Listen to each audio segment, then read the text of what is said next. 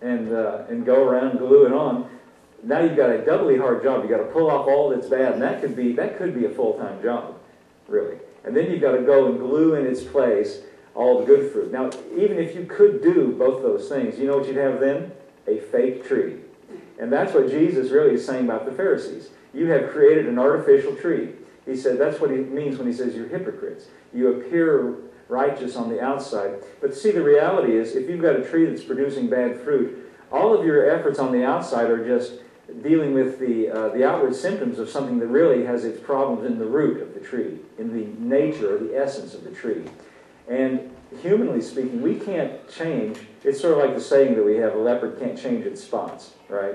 But you know what? God, who is the creator, can change the nature of what something is and what we are. And that is the key to what Jesus is talking about. Here's another interesting little passage that bears on this. It's in Luke's Gospel, chapter 18. I think I'll read this one next. Luke's Gospel, chapter 18. I like what he has to say here. Here he gives a little parable, a little story. You know, what a parable is, it's a made-up story. Jesus taught in parables, and these parables are made-up stories to make a moral point. It's a conceived story to teach us a point. And so in verse 9, Jesus spoke a parable to them. He spoke a parable unto certain which trusted in themselves that they were righteous and despised others. Now, remember what righteous means, in compliance with the standards of what is right.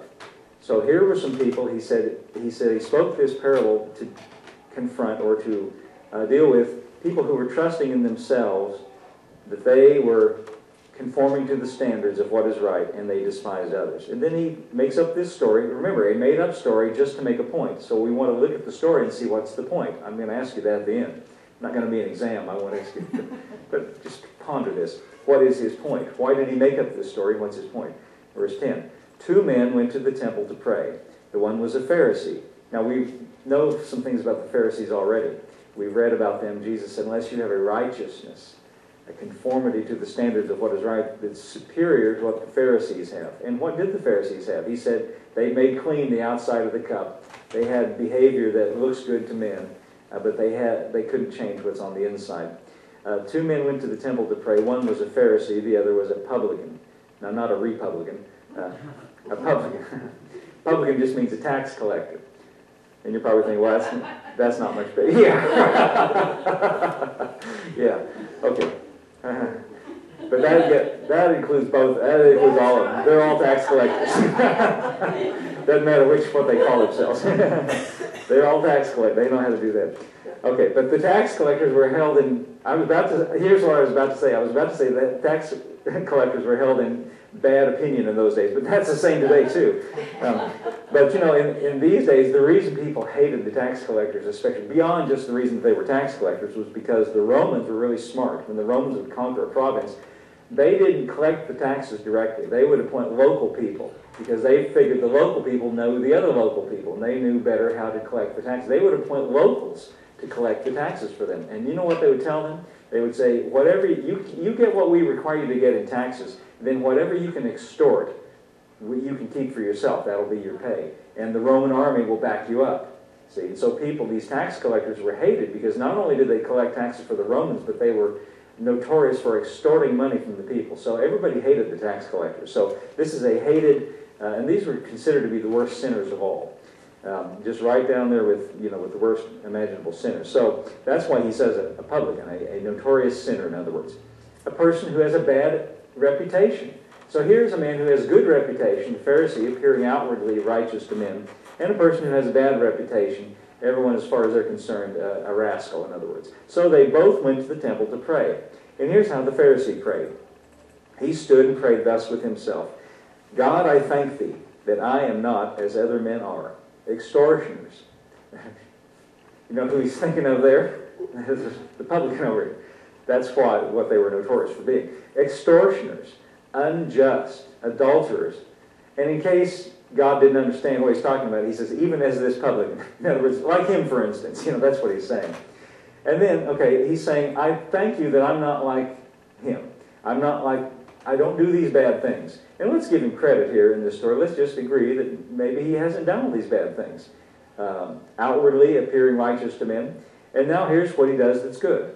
Verse 12. I fast twice in the week.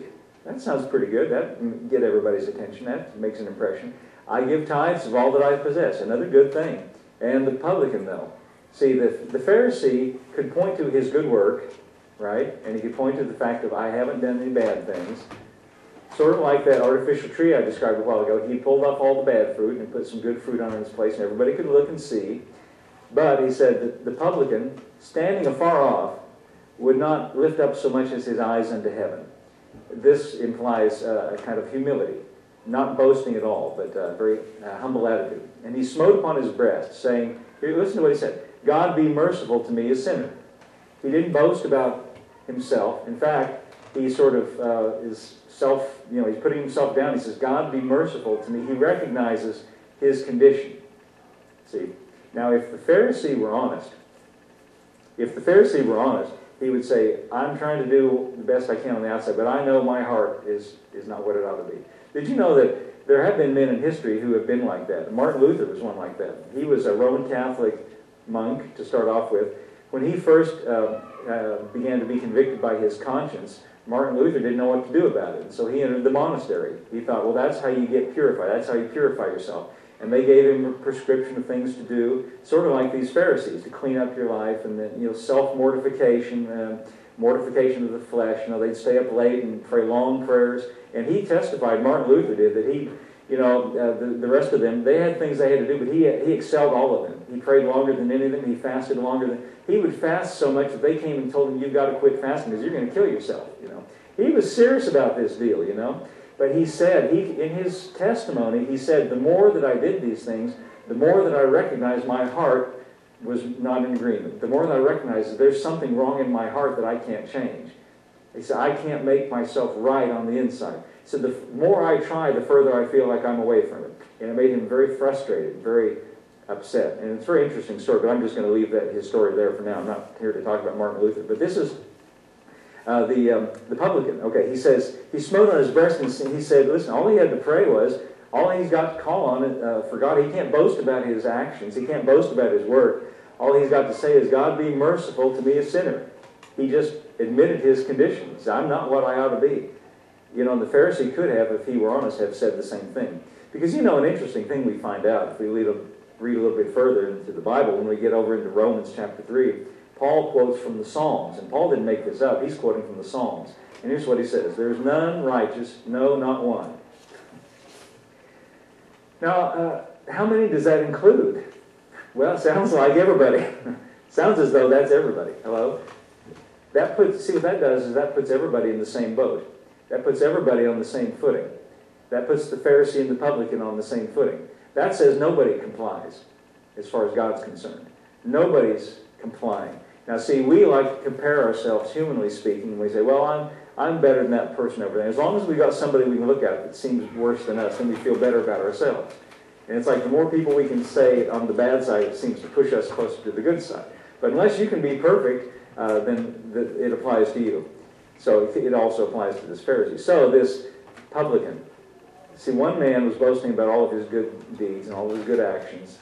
And the other one, he didn't talk about, he didn't boast about anything. God be merciful to me, a sinner. Now listen to what Jesus says in the conclusion, the moral of the story. Verse 14.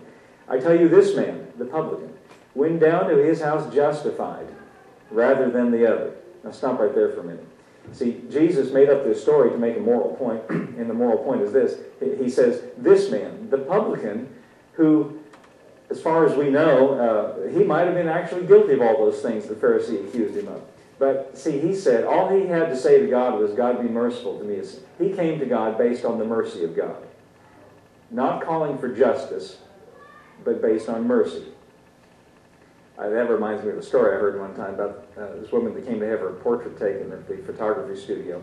And when she came back next week to look at the proofs, she looked at the proof sheet and said, oh, these pictures don't do me justice. And the guy behind the counter said, lady, you don't need justice, you need mercy. So that's what the point of this story is. He says, I tell you, this man, he says the publican. Listen, this is a shocking story because he says the man who everybody considered to be the worst kind of sinner, He says, he went home justified. Now the word, you don't necessarily just get this from the English word, but the word justified comes from the same word as